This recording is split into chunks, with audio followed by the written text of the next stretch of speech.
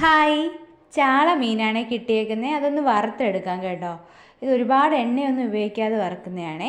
ശകലം കൊച്ചുള്ളിയും വെളുത്തുള്ളിയും ഇട്ട് കൊടുത്തിട്ടുണ്ട്. അത് നല്ലപോലെ ചതച്ചെടുക്കുന്നുണ്ട്.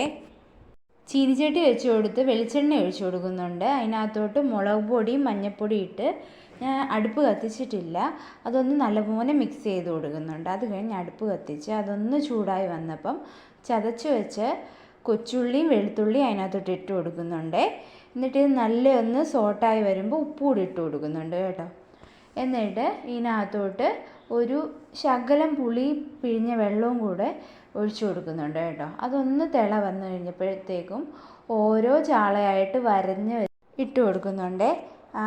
അത് ഓരോന്നായിട്ട് ഇങ്ങനെ ഇട്ട് കൊടുത്ത് ഇനി ഒന്ന് അടച്ചു വെച്ചിട്ട് അപ്പുറവും ഇപ്പുറവും മറിച്ച് ഈ വെള്ളമൊക്കെ ഒന്ന് വറ്റി വരുമ്പോഴത്തേക്കും നമ്മുടെ ഫിഷ് ഫ്രൈ റെഡിയാണ്. ഇതുപോലൊന്ന് ട്രൈ ചെയ്ത് നോക്കിയിട്ട് ഫീഡ്ബാക്ക് പറയണം. സബ്സ്ക്രൈബ് ചെയ്യാത്തവർ സബ്സ്ക്രൈബ് ചെയ്ത് സപ്പോർട്ടും ചെയ്യണേ. അപ്പോൾ ഇതേണ്ട ഏകദേശം വെള്ളമൊക്കെ വറ്റി വന്നിട്ടുണ്ട്. ഒന്ന് മറിച്ചും തിരിച്ചും ഇട്ടാൽ മതി കേട്ടോ.